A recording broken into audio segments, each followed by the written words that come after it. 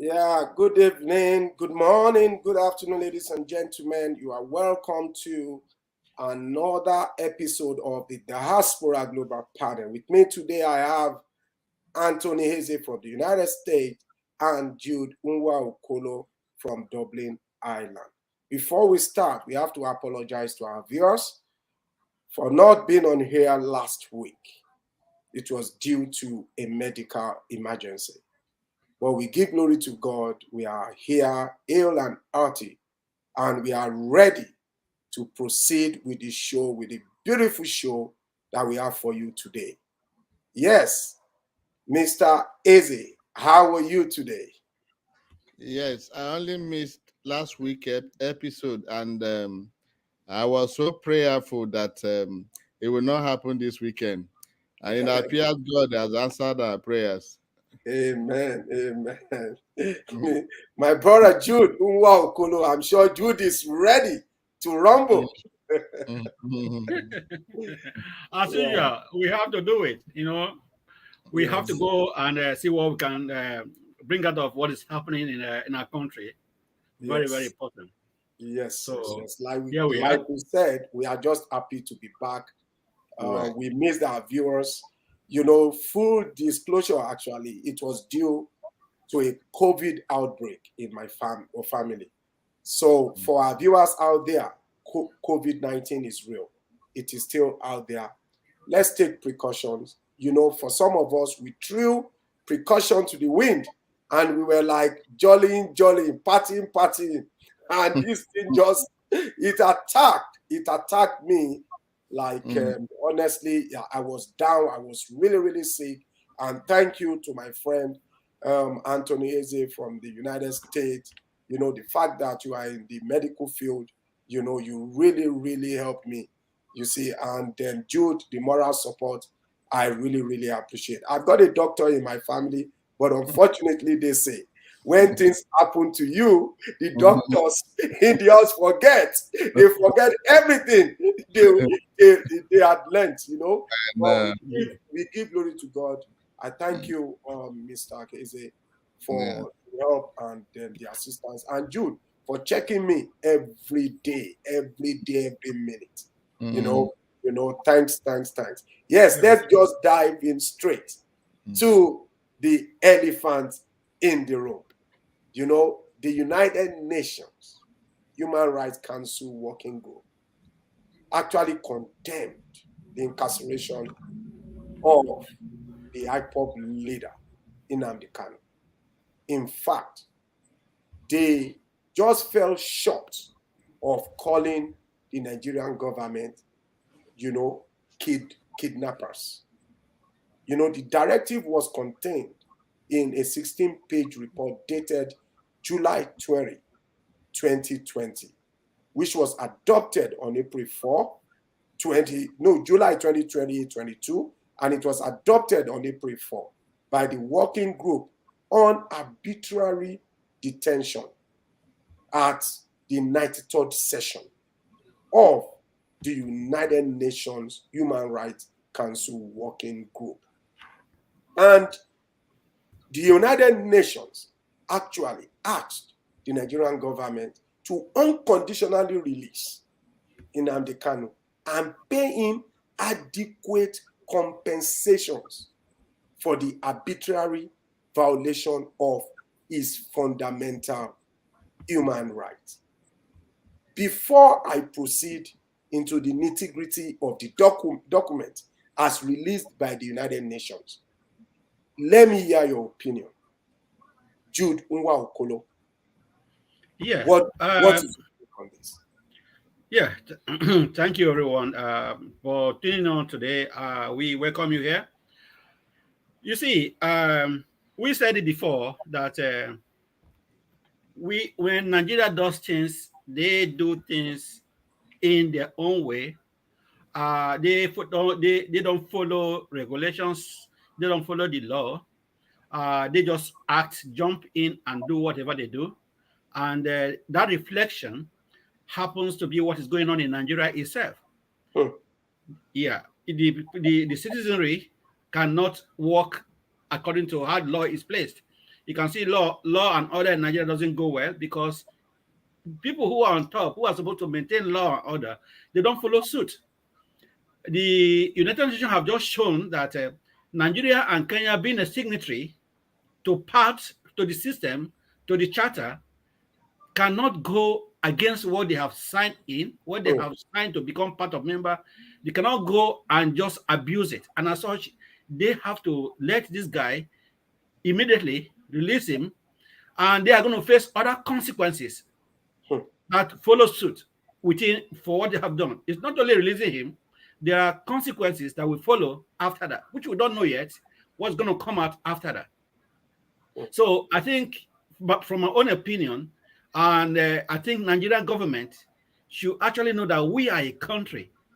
This is a country that belongs, that is a whole country belongs to all Nigeria. It does not belong to one particular person. You can't just give order to go and arrest. Irrespective, being a president of a country don't mean that you can take laws into your hand. You can't just fly from one place to another with your plane because you think you're a country. But there are laws, guiding everyone. Other countries obey law. Why can't we obey law?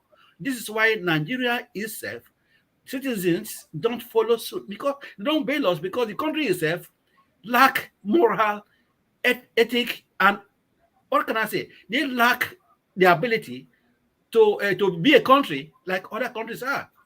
So I just want to stop at this moment so that we can continue on this. Yeah, Mr. Tony, let me read part of the document for you because I want you to actually comment on this. The report noted that the Nigerian government failed to explain what actions of Mr. Kanu amounted to such criminal acts and how, and observing the lack of any evidence that any of his actions may in fact amount to such crimes, the working committee concludes that Mr. Kanu is in fact being persecuted for the peaceful exercise of his rights, most notably his freedom of opinion and expression. Let me tell you this, Mr. Tony. When I heard about this, I doubted it. I thought it was one of the report news that are just flying all over the internet, because nowadays you don't know, what is true and what is not. So I had to dig in, then I realized that this is in fact true. The United Nations actually condemned in its entirety the actions of the Nigerian government. This to me is shocking. Mr. Tony, please, can you take it over? Yeah, thank you, fellow panelists. What you are saying is a confirmation of several allegations in Nigeria, in diaspora, and so many other countries that Nigeria is a failed state. Secondly, it's a confirmation of the continuous marginalization of the Igbos. There were other people who were arrested for similar allegation. They have been set free. But Kanu, Nnamdi Kanu, it's an Igbo man. Who is Ndubuisi? Sorry, I said Nnamdi Kanu. Correction. It's an Igbo man. And in this country, when we shout on marginalization, people don't take us serious until it manifests. There is no credible allegation against Nnamdi Kanu. The only offense he committed is being an Igbo man. And it goes further to show that when people say it appears we don't have a president currently, because crises that are happening both internally and externally in Nigeria, we don't have credible comment or action from Asho Rock. In developed countries, the judiciary is given a free hand to prosecute every offender, if at all Nnamdi Kanu has committed any offense. But the power, the cabal, are manipulating all sections of the economy, ranging from the legislators to the judiciary and the executive government. They decide, the cabal decide, not the government decide which action to take.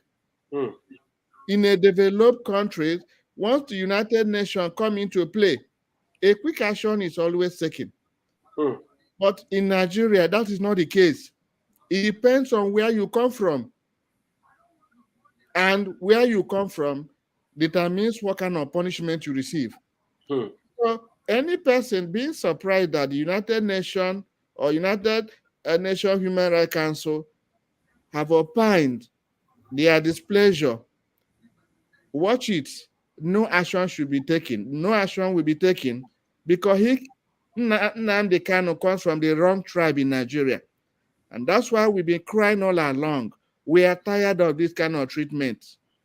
Let us constitutionally give us the permission to go. You cannot watch yourself being bullied, being intimidated, being in punishment for just being an Igbo man. Enough is enough. Let us, those who represent us, take action. We are very, very happy that more political parties are gaining prominence. Let Nigeria sit up and tell this cabal that we cannot be under this bondage for so long.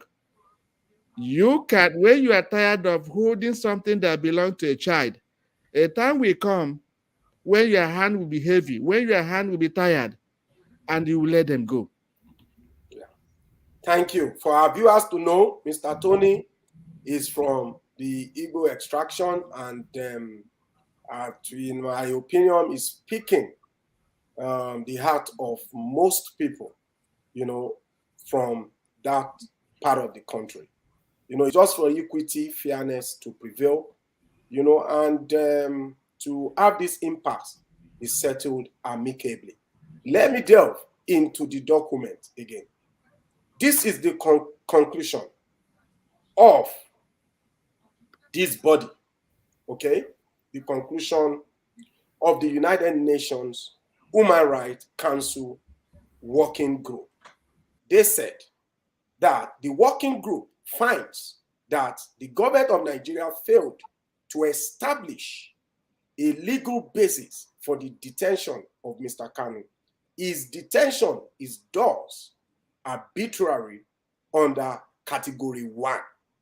And I went in to check what is under Category 1 of the United Nations, Office of the Human Rights, because this body is actually under the Office of the United Nations Human Rights High Commissioner.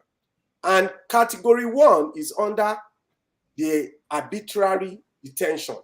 Okay, there is a working group, that according to Jude, Nigeria is part of the signatory to the existence of this body. Working group on arbitrary detention.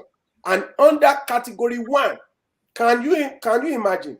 They put this in the highest level, the highest level category. And what it says is that when it is clearly impossible to invoke any legal basis justifying the deprivation of liberty, and it says when a person is kept in detention after completion of their sentence or despite an amnesty law application applicable to them. So what this is saying is that there is no legal basis to justify the deprivation of liberty that has been meted out on Kanu. So we want our viewers to know that the United Nations has strongly condemned the incarceration of Kanu. I am not a supporter of Kanu. I don't know who Kanu is. Okay, but for me, I'm going by what the United Nations is saying. And I am calling right now as a matter of urgency for the Nigerian government to expeditely release Nnamdi Kanu based on the findings of this body. And this is where I'm going to rest my own case. So, Jude, over to you if you have anything to say in closing, in concluding this Yes. topic. Yeah, thank you for that. I can see how touched you are, because you are from the country called Nigeria. We are in diaspora. We live abroad. The bunch is not as Nigerians. They look at us as we are senseless. We don't know what we do. So they do things in Nigeria and they forget that we here represent Nigeria, and we have to make them correct the things they are doing wrong so that we can be able to represent Nigeria when we are in diaspora, when we are abroad. We can be proud to say we are Nigerians. Unfortunately, we have leaders who are not educated, who doesn't know what is law, who doesn't consult the law. They don't have the right people in the place, and they just act the way they want. I mean, this questionable when we have a president who I don't know if he hasn't gone to college at all.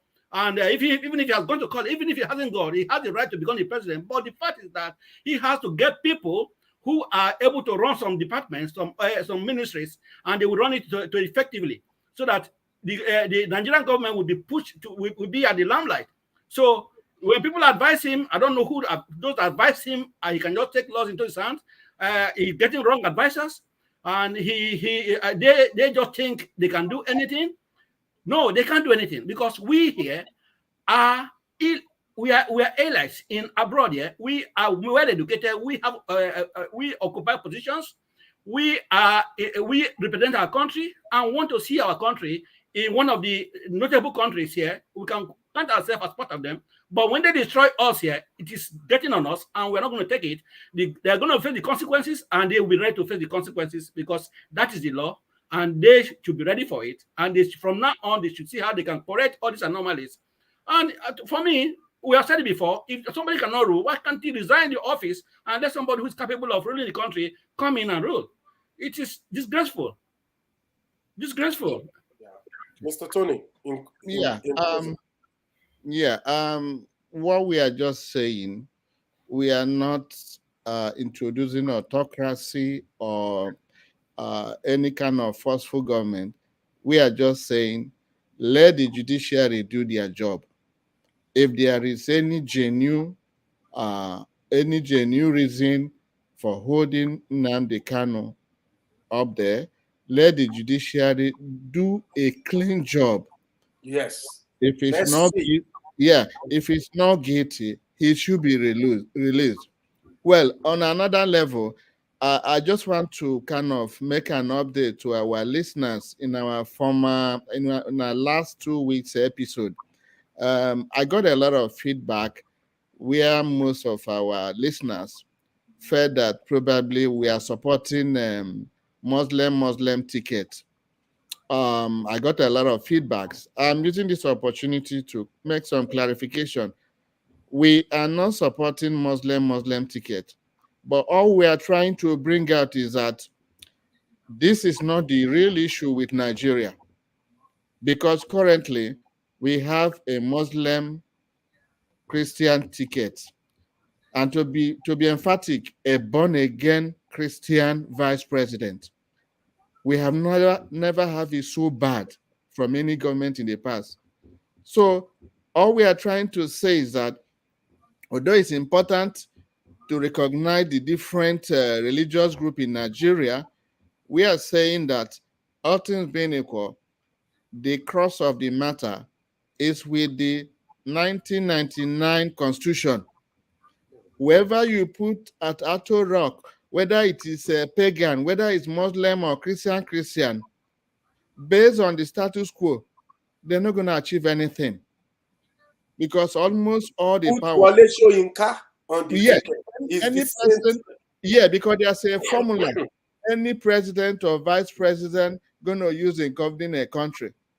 It's alleged that there's about 68 exclusive items in the Constitution belonging to the center. Now, the state governors cannot perform because they cannot control the state commissioner of police. They have to get, based on the 1999 Constitution, all instruction must come from the IG. And that's why the insecurity we have in all the states. So we should not pursue the shadow. We should make sure that whoever need to be there need to be controlled by a new restructured constitution. 1999 constitution is the source of all our problem. And until that is restructured, even if you bring a J. Gabriel and the best Muslim in the world to rule Nigeria, you cannot come out with any good result because they work based on the constitution. Yeah, thank you so much. Yeah, that concludes the first part of our program. Let's just move on to do a roundup of the 2023 presidential election, candidates and their vice president. We know that Atiku Abubakar picked Governor Ifeanyi Okowa, the governor of Delta State, and Asiwaju Bola Ahmed Tinubu picked a 56-year-old former Borno governor, Senator Kashim Shettima. Atiku's ticket is a Christian Muslim ticket, Tinubu Muslim ticket, and Peter Obi picked Dati Baba Ahmed, a 46-year-old former lawmaker who represented Kaduna North Senatorial District. He picked him as his running mate. That makes it a Christian Muslim ticket. And finally, Rabiu Kwankwaso, the NNPP presidential candidate, unveils Bishop Isaac Idauza as vice presidential candidate. That actually caught me unawares because I didn't know who the guy was. And then I Googled and I realized that he is a senior pastor of God First Ministry, popularly known as the Illumination Assembly at Lekki Light Center, Ajah, Lagos. He has been in ministry for 25 years, and he is a mechanical engineer by profession. He's married with 6 children, and married to his wife, Christy, for the past 22 years. And he is one of the mayors of the Lagos State Traffic Management. And I think it's just a ceremonial title, actually. And he has also received the United Nations Peace Ambassadorial Award for his immense contributions to the growth of humanity and peaceful coexistence through evangelism and Pentecostalism. So that is that about him. He is a Christian leader, and he has received recognition from the United Nations and even from the APC government in Lagos. So I would say that, yes, he's a bishop. And please, Tony, can you just comment on this pick? Is it wise? Is it a good pick? What do you think? Yeah, based on my last comment, like me, I don't care whoever they pick. What concerns me is that the machinery, which is the constitution they need to work with, that we have a better one in place so that we can hold them accountable for wrong governance. But if they are starting on the wrong foot by using a constitution that kind of provided a lot of lapses for them to do whatever they want, none of them going to perform because they're going to follow the constitution. But the bigger picture that is coming up is that Nigeria, that for a while now has been a two-party state of PDP and APC, with the coming on board of NNPP and Labour Party, the hope are rising that at least more challenges are coming to the dominant party. We know because of lack of infrastructure, the new political parties coming up, they are not really new, but it's like they have not been effective. All of them have kind of put their tents with the two prominent political parties. But the news that we are having more parties coming up is well welcome, so that at least let them give them a good fight. The problem with the Nigerian system is not really, again, the number of political parties you have, but how safe and fair the election is. The social status of most of our citizens are so poor, and the politicians are not accountable. So the situation like this encourage our citizens to sell their votes. It encourage rigging, because once they are paid well, they're going to rig election. But if we can have a fair and safe election, this is a good thing coming on board, because it will give us average enough opportunity to kick out the wrong ones, the bad ones. But so far, we continue with the rigging of election in Nigeria. Whichever method you try, we always fail, because some of these bigger political parties who are making probably wrong choices are not listening to the voice of reason or the voice of the people, because they are good professionals in rigging election. So whatever you think is wrong with their choices or what they do, they don't care, because they don't depend on your votes. They buy votes, which we have seen in the delegate intra-party nominations. That's exactly what's going to happen. Some of the current election we have, like Osun State, some of the places we have, like somewhere again in the Southwest, you see the same trend coming up. We were expecting that what happened in the past in Edo State and probably Ondo State and Anambra State, where people were able to vote and stand and defend the election, we don't think it's happening. They make noise all over in the internet, but when the nitty-gritty comes into play, they are the same old people who sell their votes, who don't defend their votes. So the cabal who know how to buy votes with their enormous wealth, they always have their sway, because they have been in the business for a long time. They know how to deal with us, because they know most of our citizens are very, very poor and hungry. And when they flash a couple of naira notes on them, they will yield. Why are they yielding? Because they have trusted a lot of politicians to go there and save them. And all they do is that they campaign, make a lot of promises. When they go to those offices, they forget them. So the new thing now is that don't listen to their promises. Get what they can offer to you immediately, which has put us in a bad light. So we are praying and soliciting for all these people who are making noise in the internet, on the social media, that the young ones, they are ready now to fight a good fight by voting and defending the election. We are calling on all of them now. Stop making noise. Be actionable. When the time comes, go and vote, defend the votes. That's the only way Nigeria can survive. Yeah, thank you. Yeah, we are going to get to that, in the concluding part of today's episode. And I think that is worthy of note, that the youth don't just be internet bombers. Put your money where your mouth is. Be actionable, as Mr. Tony said. Be actionable. Defend the vote. Go out. Troop out, Hermas, and vote the candidate of your choice. Jude, before we proceed, okay, let me just give you the rundown of Bishop Isaac Idahosa, the NNPP vice presidential candidate. He's 57 years old. He was born February 8, 1965, married to Christy Idahosa.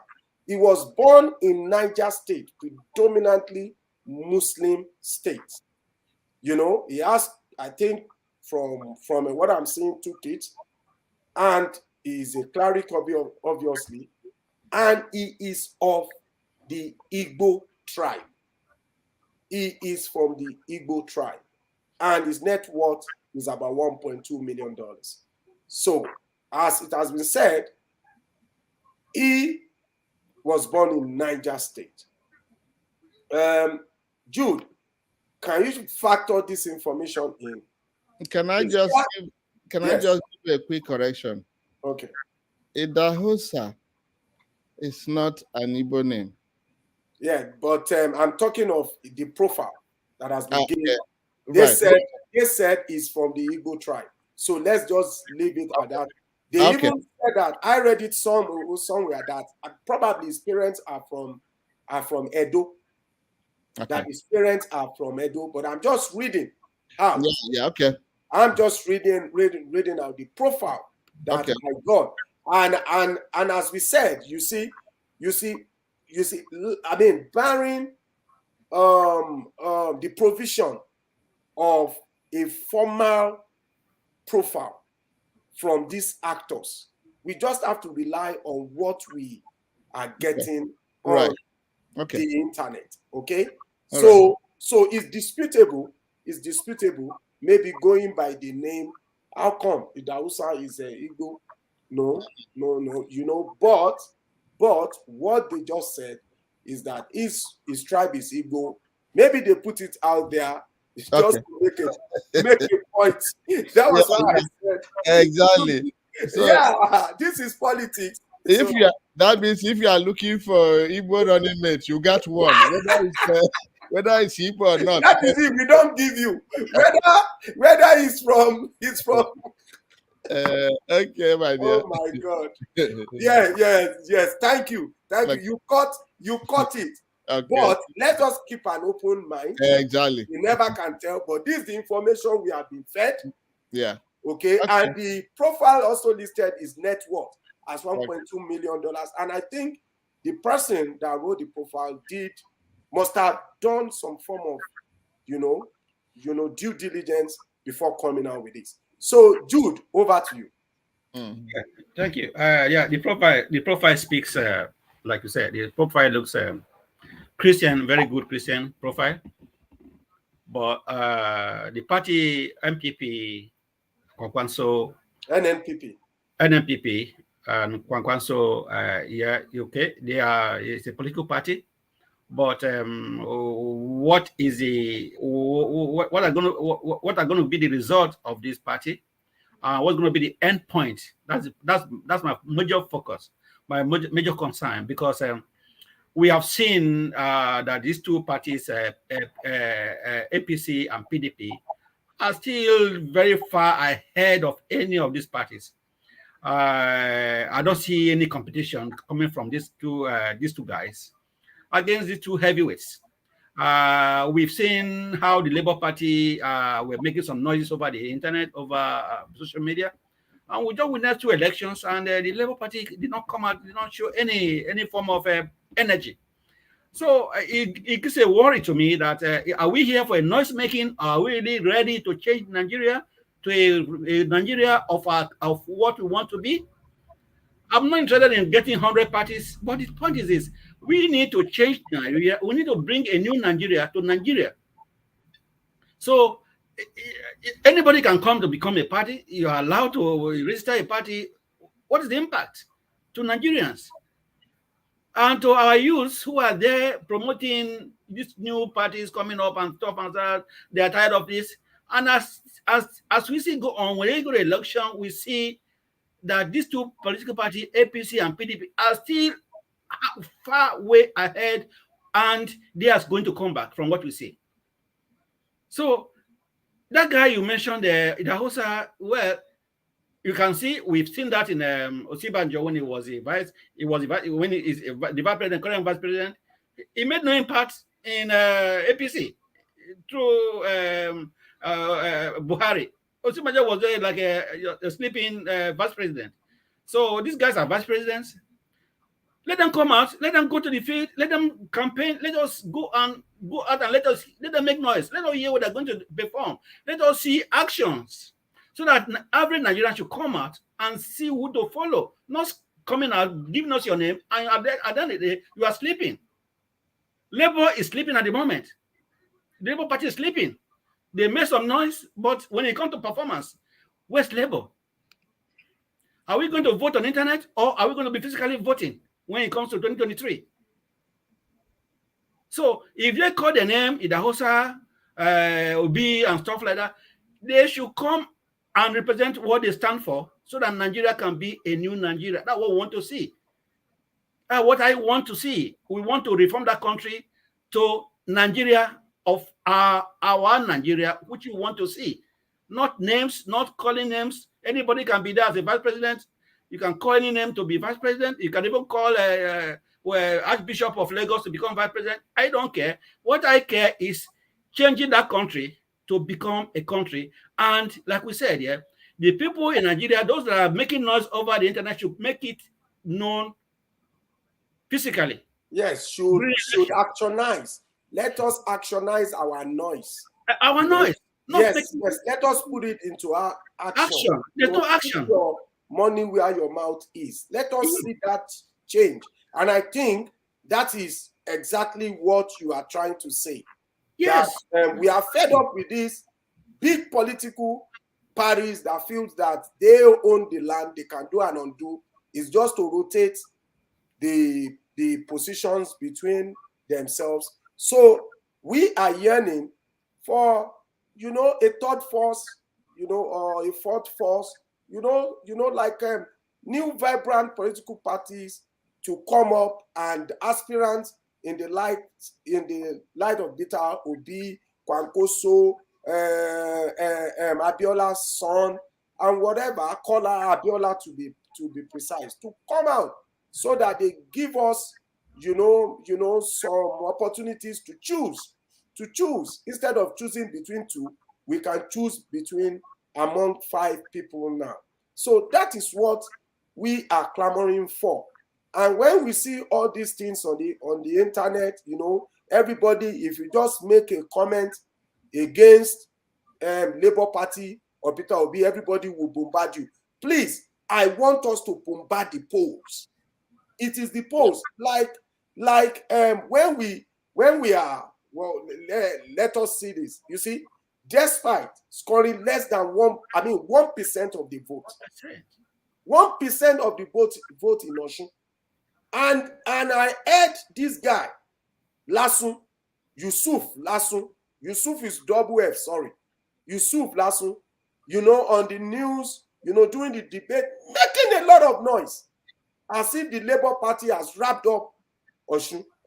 And what did we get? Less than 1%. In fact, it scored 2,729 votes. That is disgraceful. Disgraceful. It's disgraceful. Out of close to 800,000 votes. So what are they doing? And the allegation, and I must say to you that the allegation is that this guy had a deal with the APC. Wow. But he denied it. He said that no, he never had any deal. He did not withdraw. But that it's still an allegation. You see, and we could see that in the election, the PDP scored 403,000 in Adeleke. Oyetola scored 375,000. So the difference in votes is just about 25,000.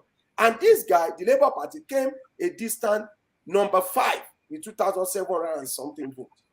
Please, let us challenge the youth. You see, all this noise about we voted for Adeleke because of Davido. Davido will not bring good governance. Vote the person you think will bring good governance to your state. If it is Labour, you vote Labour. So we are challenging the youth to put their money where their mouth is. If all this, I want the noise about Peter Obi on the internet, on the whatever. We have had 2 elections now. In Ekiti, the APC won. Okay? The Oyebanji was declared victorious with 187,000 votes. While the SDP emerged second with 82,000 thousand votes, Segun Oni, and the PDP, Bisi Kolawole, pulled 67,000 votes. Where is the Labour Party? Question. Question mark. Question. With all the noise, with all Yes. the everywhere, people, anywhere you call, they tell you P2B. We have got to elections and they were nowhere to, they were nowhere to be found. Yes. And if they lose 2 states at this We time, are talking of the Southwest now.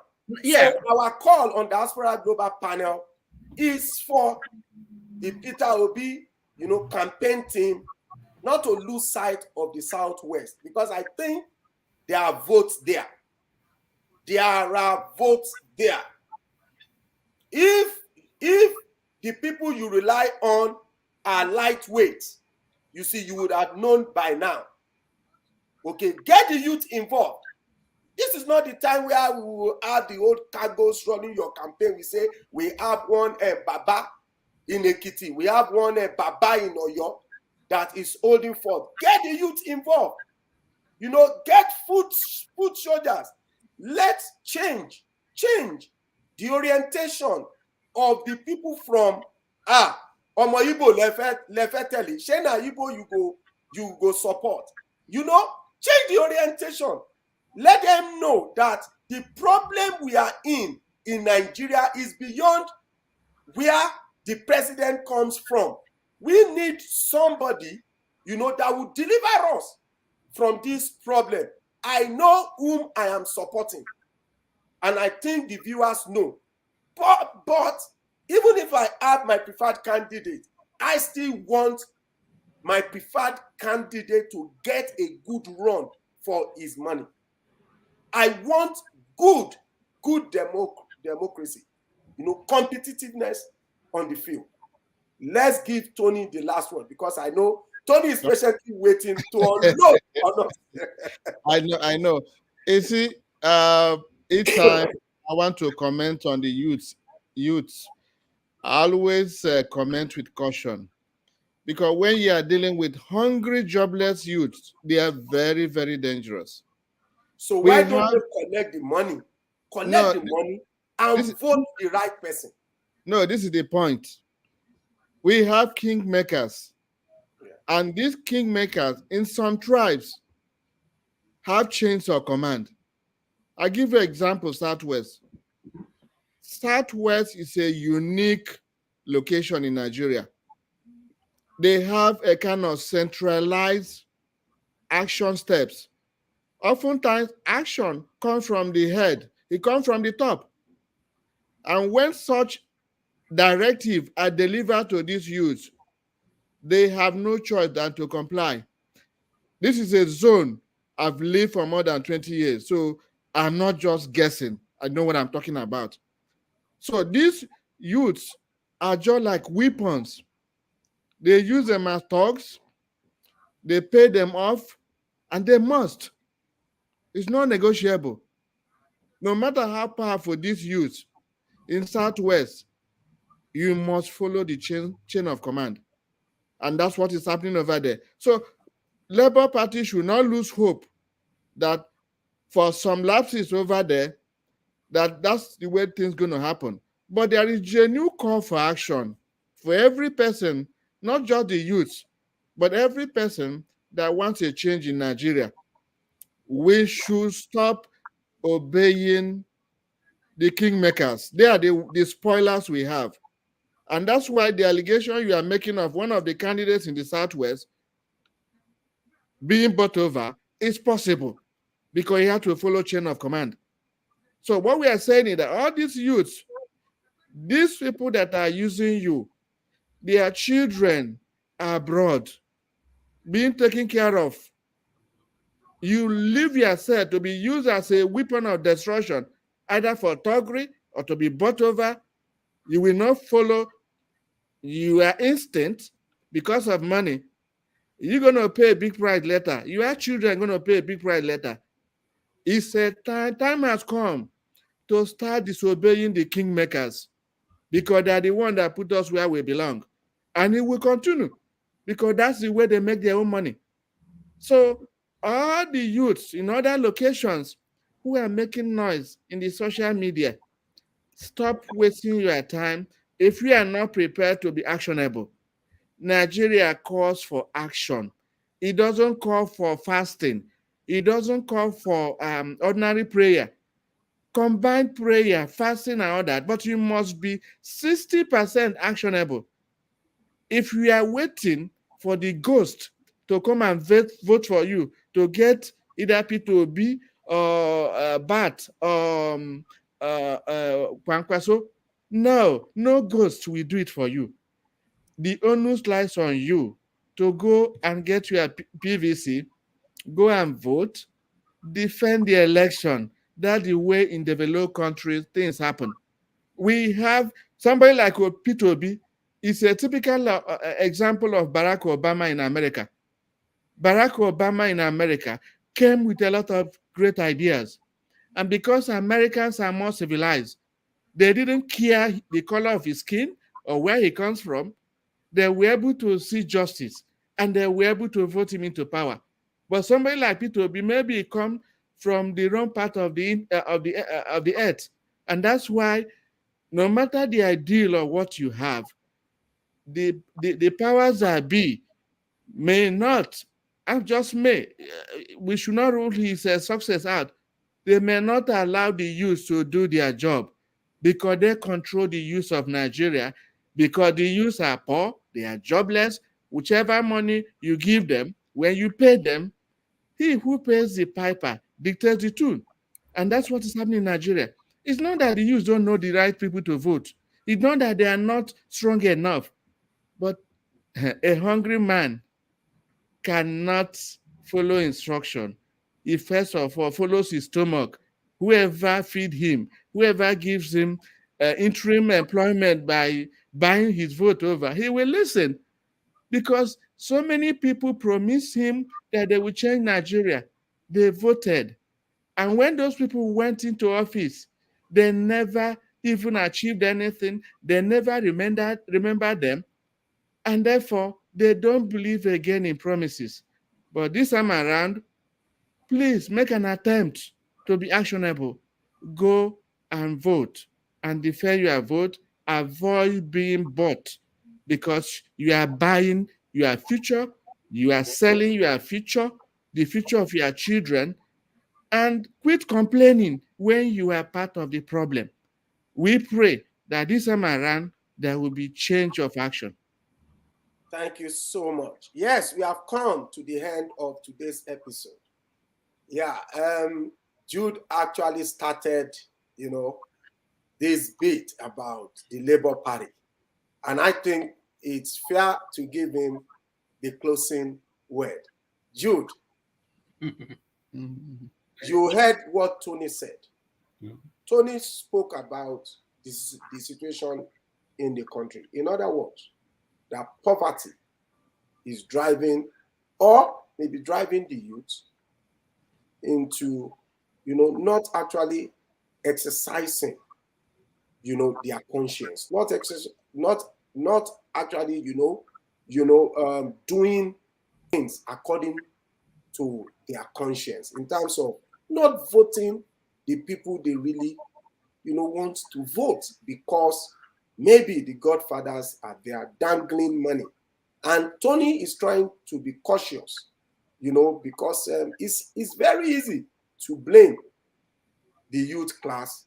It's easy to say, oh, you are collecting money, to vote, blah, blah, blah. But Tony has brought us on another journey, which is the precarious situation in Nigeria. For me, in closing, I would say that to the youth class, yes, we know. We have gone through this before. This is how these people, the people that have looted the economy, have actually been stifling us. Because they would loot our economy to the extent that it will be difficult for us to even have 1 square meal a day, 1 meal a day. Now, because of that, They will turn us to paupers. We will be begging for food. During the election, they just dangle 500. And what we will just be thinking about is this 500 can buy me rice and gari. Rice and gari. That's what we will be saying. And we sell our franchise. Yes, we have gone through this before. But what we are saying is that we have to sacrifice. It's only one time. It's only one time. Be resolute. Sacrifice. If they give you money, take it. But when you are there to cast that vote, do everything in your power to cast the vote discreetly, because I know that there could be repercussions if you collect money and you don't vote for them. Do everything in your power to cast the votes discreetly, because we don't want any harm to befall you. We don't want any harm to befall you. So I'm encouraging the youth class, when it is time to cast your vote, please, please, and please do the right thing. To Jude, in closing. Right. Thank you there. Tony said poverty. Well, this is beyond poverty, because we have seen that the Nigeria need a change, and the youth have told us they want to change Nigeria. And if they come out now to tell us poverty, they collect money because of poverty, so they won't change Nigeria. That's not good enough, and no one will hear that. Because if you call anyone in Nigeria today, all they say is, oh, Nigeria need to change. We are dying. We are doing this. We are doing. Everywhere I've called Nigeria, they're all saying the same thing. They're all saying, no one have called and they complain. They want to change. We're talking about poverty. How much are they going to give you? 1 million to 2 million for you to vote for them? No, they give you only 10,000, 5,000. Is that enough for you to throw away your vote? Well, it's stupid if that is the case. Secondly, I can see that these new parties like Labour Party, they are being overconfident. They are not working enough. They are not pushing the agenda up there for people to see, for people to hear their names. So they are relaxed. They think because everybody's talking about P2P, then it's not like that. They have to come out and work. They have to go to the street and work. They need to go out and fight the fight, because the guys they are fighting for, they are lions, and they become overconfident and say that the people they are fighting, against, they are lions. They are lions, and they sit down there and think they will win the election because everybody is saying we are tired, and they just relax. 2 elections have gone through; they've lost 2. 100%. Southwest. If they lose 2 elections in Southwest, where's the hope in the North? Nothing. There's no hope in the North. So this is an example for them to see that they are not working. The Labour Party is not working. And if the Labour Party is not working, I urge the NPP to start working and make sure the NPP to start working and bring Nigeria out of this mess we are in. Bring out of these 2 political parties that have colonized, that have strangled Nigeria out of it. They have to go out and work, because it's not good enough when somebody is relaxed or Peter Obi is relaxed in the office thinking that he's going to win. How is he sure? No, I don't think Peter Obi is relaxing. He's really working, but I think some of the people they rely on are not. Where's the result? Where's the result, Dr. Kule? Where's the result? We are looking for result here. We got 2 elections during this time, and he has lost 2. So you don't say it's working where when you have exam and you wrote exam and you fail the exams and you say you are studying. You have to pass the exam before we know that you studied.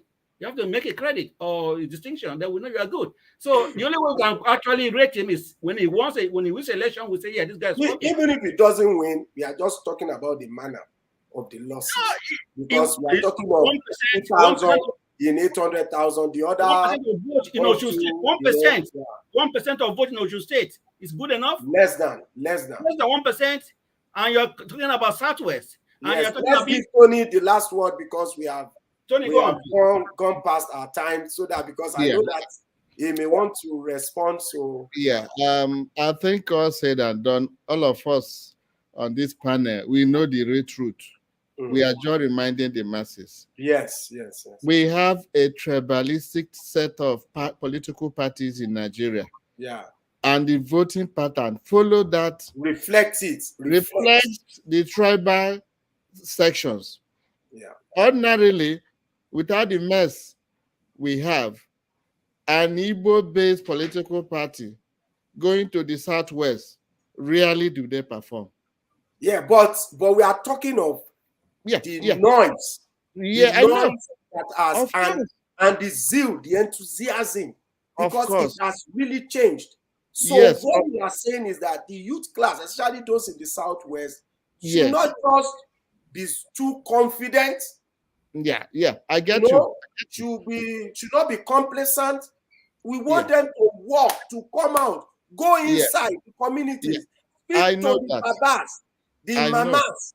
Anybody that don't listen to what these people are telling you, Nigeria is beyond tribe.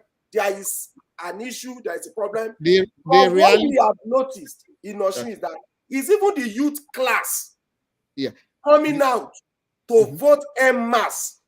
Yeah, the reality is the money power. All of us know that. Let us be honest with ourselves. In the last election, especially if you remember in Ekiti, the youth said we voted for the person of our choice. We did not allow anybody to distribute money. Yes, they voted for Ekiti State candidate in Ekiti State. Okay, so are you saying that it's going to be different in the general election presidential? Yes, it's not going to be different. Okay. The Nigerian youths are hungry. I don't know how long I will say it.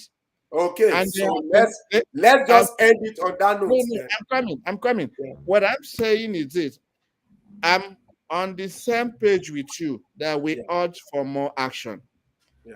But let's not pretend that we don't know where we are coming from. Yes, we don't know how things are done. These youths, they obey the kingmakers. And until they stop obeying the kingmakers, that's the way things going to happen. Even if the Labour Party decide to bring their capital in Southwest and do election 24 hours till 2023, unless the status quo changes, this is what's going to happen. All we are saying in conclusion is that we are trying to let the youth to realize that you should stop being used because situation has changed in the world.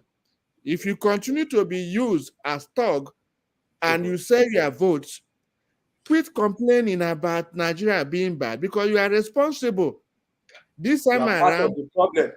Exactly, you are part of the problem because each time the election is on or campaign, they use you as thug. Some of you die, and their children are enjoying abroad. We see them around here in America. We see their children.